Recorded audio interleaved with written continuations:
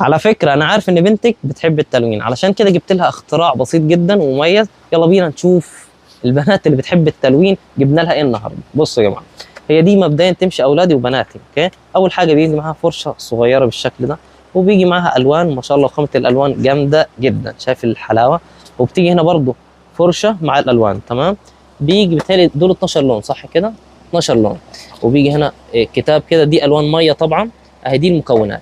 احنا بنبدا نفتح الكتاب كده، خامته تقيله جدا، وفي هنا رسومات كتيره جدا. وهنا الالوان اللي احنا ممكن نلون الالوان دي بنفس الاشكال دي بالوان ميه. يعني دي اصلا الالوان الميه بعد ما تعمل الشكل ده بتخليه في حته تانية. اوكي، الطفل يبدا يلون يلون. شايف السمك اصلا هنا بتاع الكرتون نفسه. وممكن نقوم قاطعينها من هنا ومطلعين ورقه ورقه الاشكال كلها. الفكره ان هو يلون الوان ميه. طبعا الوان الميه دي مش عايزه اي طفل، عايزه طفل عبقري شويه. والوان